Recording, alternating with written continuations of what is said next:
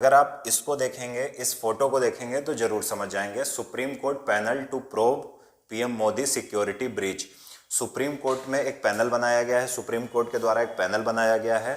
वो पैनल किस बात की जांच करेगा? वो पैनल जांच करेगा कि प्रधानमंत्री की जो सिक्योरिटी में एक ब्रीच हुआ है, या आप कह लो कि सिक्योरिटी का उल्लंघन हुआ है, उसके क्या कारण है और किसकी गलती है।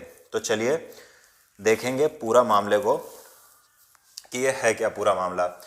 अगर हम सबसे पहले इसका थोड़ा सा बैकग्राउंड देख लें प्रधानमंत्री की सिक्योरिटी से रिलेटेड, तो ये फोटो काफ़ी वायरल हो रही है।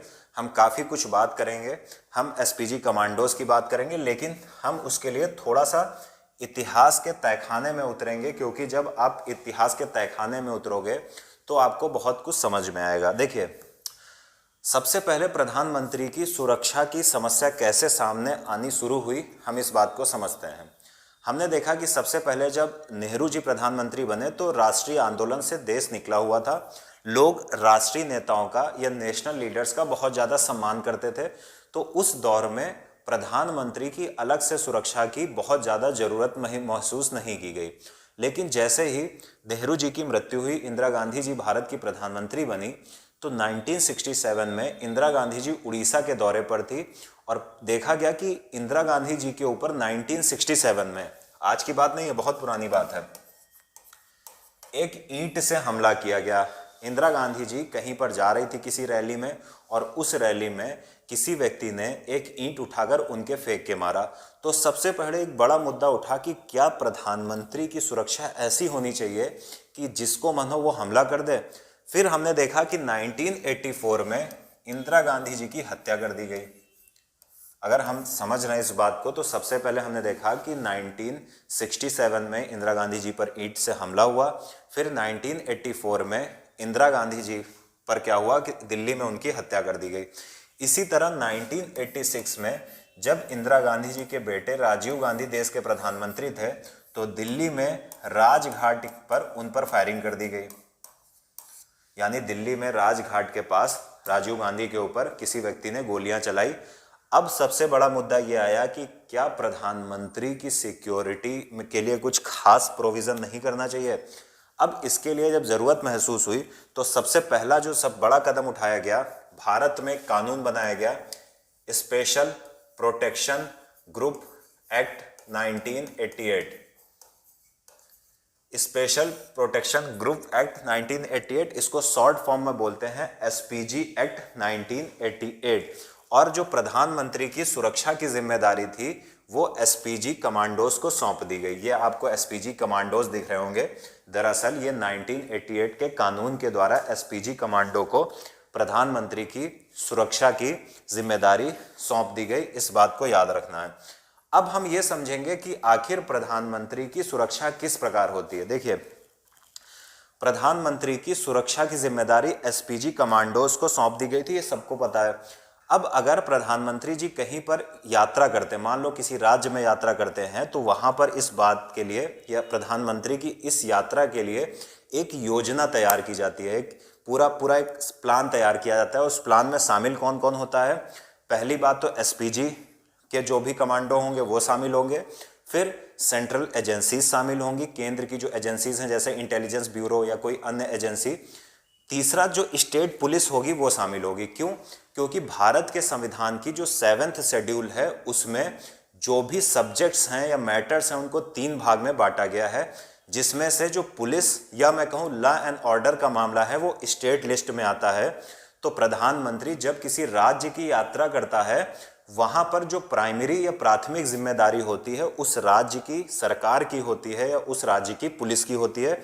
इसलिए जब भी प्रधानमंत्री की कहीं पर यात्रा होती है तो वहां की बात होती कैसे काम होता है, जो यात्रा प्रधानमंत्री करेंगे तो SPG plus central agencies plus state police एक प्रकार का कोऑर्डिनेशन बनाती हैं।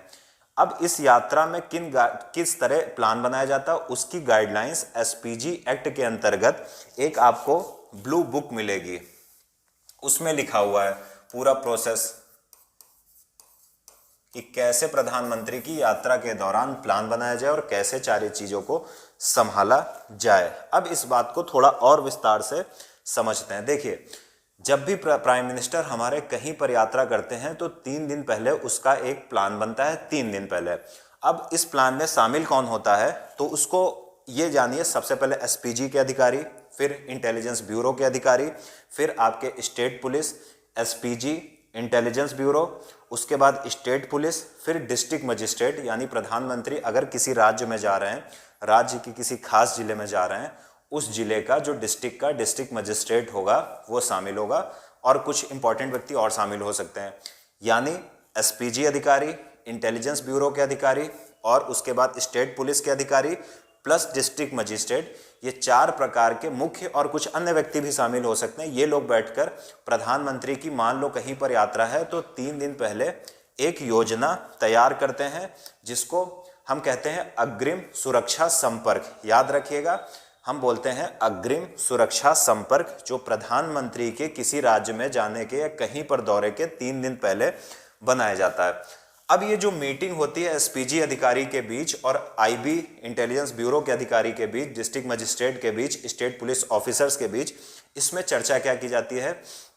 प्रधानमंत्री की यात्रा का पूरा उसमें डिस्क्रिप्शन होता है, वर्णन होता है। साथ ही साथ सिक्योरिटी पर बात होती है कि उस राज्य में प्रधानमंत्री को सुरक्षा कैसे प्रदान की जाएगी।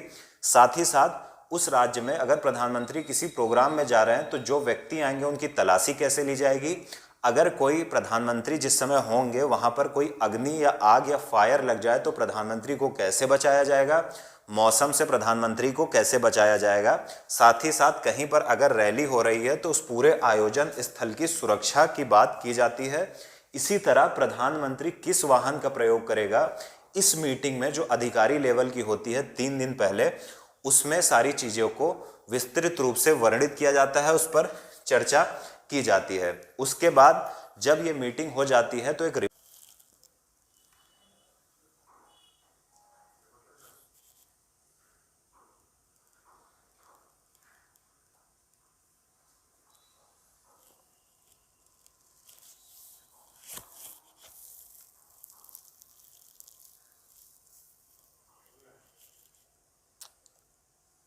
क्या हुआ है, ये भी होता है, पहली बार हुआ है।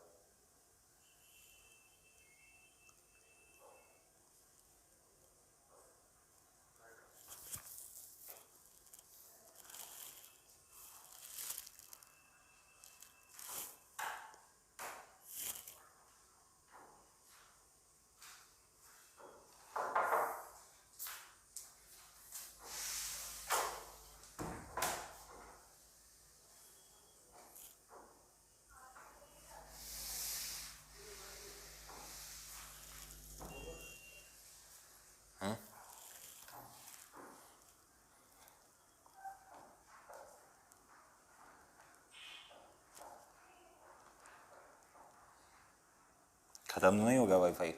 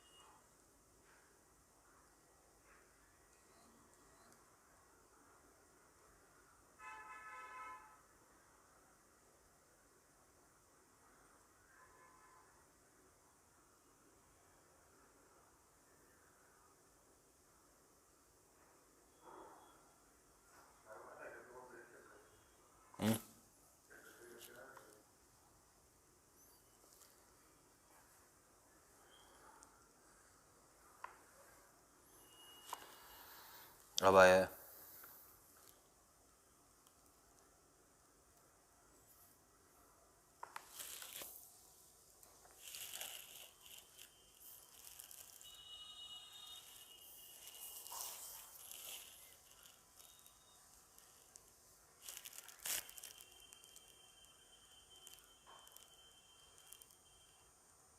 अब लग रहा है। क्या आप लोगों को आवाज़ सुनाई दे रही है? फटाफट मैसेज कर दीजिए, क्या आप लोगों को आवाज़ सुनाई दे रही है?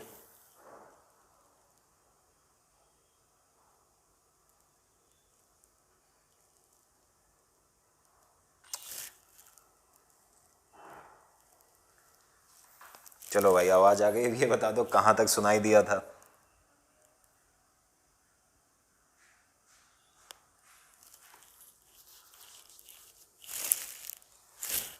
अभी शायद आवाज़ आ रही होगी। कृपया ये बता दें आप सभी कि क्या ये जो प्राइम मिनिस्टर की सिक्योरिटी वाला मामला, इसको फिर से शुरू कर दूं? क्योंकि मुझे खुद नहीं पता है, वाईफाई कनेक्शन चला गया था तो इसलिए इंटरनेट कनेक्टिविटी का कुछ लैग हुआ है, इसलिए मुझे खुद नहीं पता है कहाँ से शुरू किया जाए। भाई कुछ बता दो, क्योंकि मुझे खुद नहीं पता है।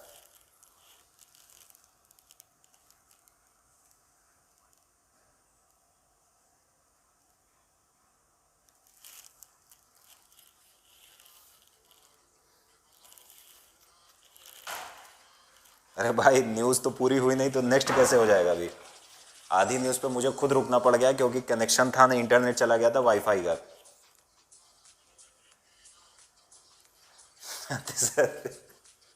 भाई जिन लोगों को भी पूरा समझ में आ गया है, पूरी न्यूज़ तो कवर ही नहीं हुई। कुछ लोग ये कह रहे हैं सर नेक्स्ट।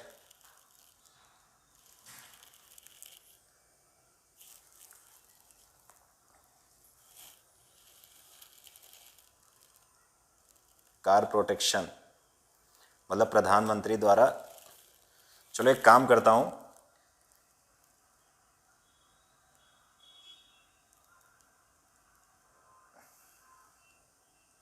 चलो 3 दिन पहले ऑफिसर्स मीटिंग से, चलो यहीं से शुरू कर लेते हैं, थोड़ा मध्यम मार्गी मामला हो जाएगा। देखिए, हमने ये बात की थी कि एसपीजी एक्ट 1988 के माध्यम से प्रधानमंत्री की जो सिक्योरिटी थी वो एसपीजी को सौंप दी गई थी, यानी स्पेशल प्रोटेक्शन ग्रुप एक्ट 1980 के माध्यम से ये जो ब्लैक कपड़ों में आपको कमांडो दिखते हैं, इनको प्रधानमंत्री की सुरक्षा की गारंटी सौंप दी गई थी।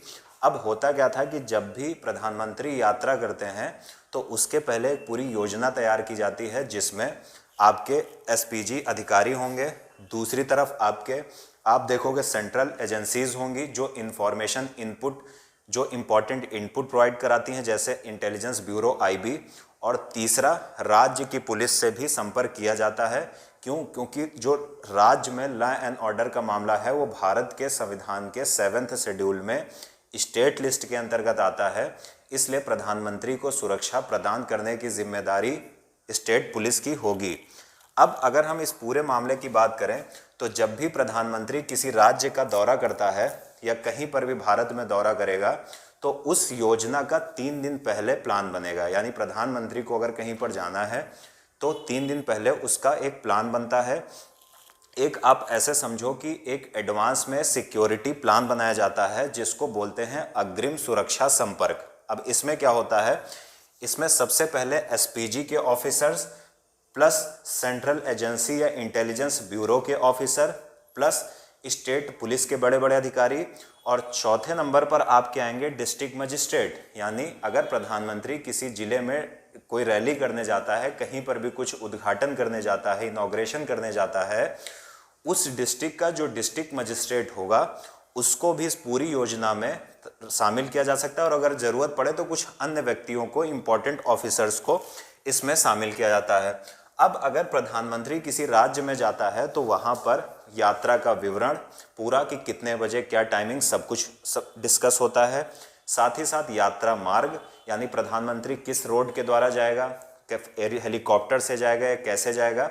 साथ ही साथ प्रधानमंत्री किन वाहनों का प्रयोग करेगा वो डिस्कस होता है। फिर जहाँ पर प्रधानमंत्री की कोई रैली है या इनॉग्रेशन है उस पूरे क्षेत्र की सुरक्षा की व्यवस्था, प्लस प्रधानमंत्री जिस प्रोग्राम में शामिल हो रहा है, अगर वहाँ पर अग्नि फायर से रिलेटेड कोई प्रॉब्लम आती है तो उससे कैसे निपटा जाएगा।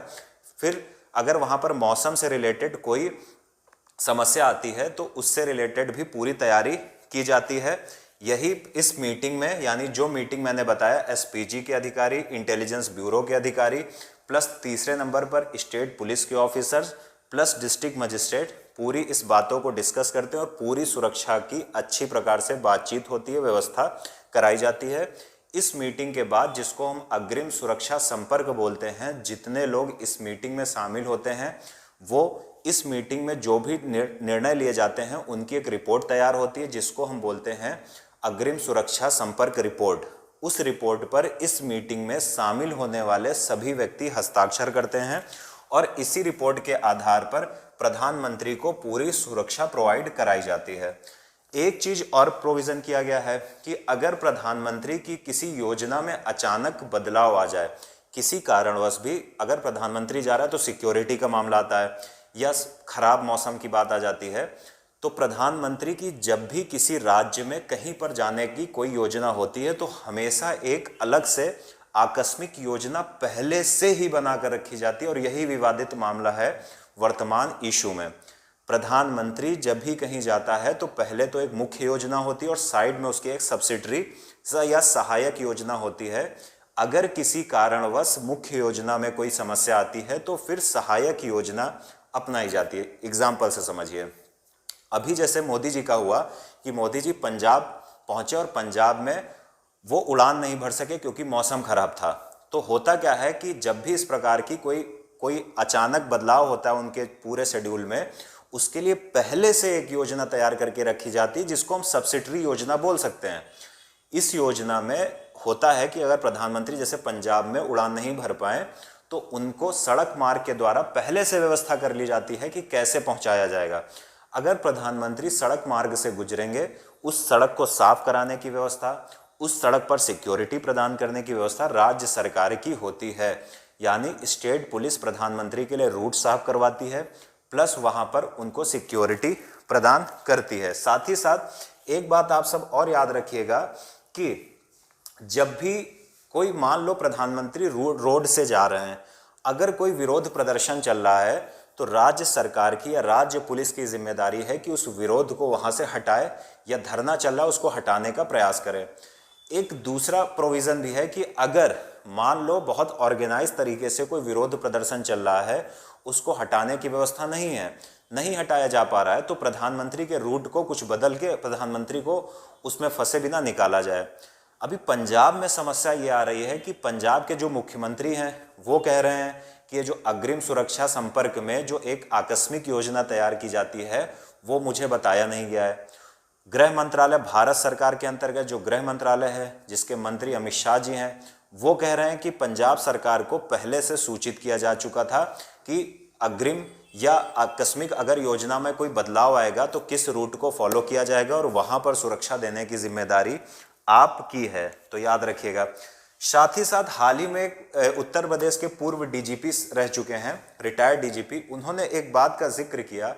उन्होंने कहा कि यद्यपि एसपीजी एक्ट हो 1988, जो एसपीजी कमांडोज होते हैं ये प्रधानमंत्री को नज़दीकी सुरक्षा देते हैं। यानी मान लो अगर प्रधानमंत्री खड़े हैं तो जो उनकी गाड़ी के आसपास 2-4 गाड़ियों में जो नज़दीकी सुरक्षा होती है वो एसपीजी कमांडो के थ्रू दी जाती है, लेकिन प्रधानमंत्री की पूरी सुरक्षा की जो जिम्मेदारी होती है वो राज्य पुलिस की या स्टेट पुलिस की होती है।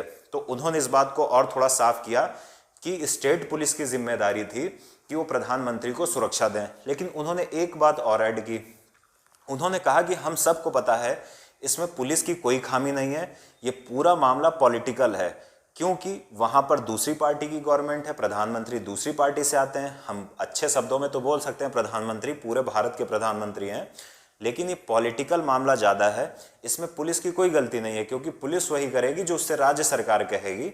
तो उन्होंने खुद कहा, और ये सबको पता है, मुझे भी पता है, आपको पता है, कि पुलिस की खामी नहीं है, जबकि ये पूरा पॉलिटिकल मामला है कि वहां पर कांग्रेस की गवर्नमेंट है, इधर भाजपा की सरकार का मामला है, चुनाव का टाइम है, भाजपा के प्रधानमंत्री जिनको कांग्रेस बोलती है वो जा रहे थे और वहां पर उनको कुछ प्रोग्राम्स का इनॉग्रेशन करना था।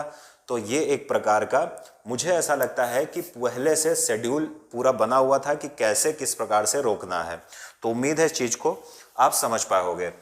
जब प्रधानमंत्री किसी राज्य में जाते हैं तो वहां पर एसपी रैंक के अधिकारी विशेष तौर पर उनकी सुरक्षा की व्यवस्था देखते हैं। जैसे प्रधानमंत्री गए तो कौन से प्रधानमंत्री को पुलिस ऑफिसर सुरक्षा प्रदान करेंगे, कौन से ऑफिसर जो वर्दी में नहीं होंगे वो प्रधानमंत्री को सुरक्षा प्रदान करेंगे, ये सारी जिम्मेदारी एसपी रैंक के एक अधिकारी को, सुपरिटेंडेंट ऑफ पुलिस जैसे एक बड़ी पोस्ट के अधिकारी के पास होती है।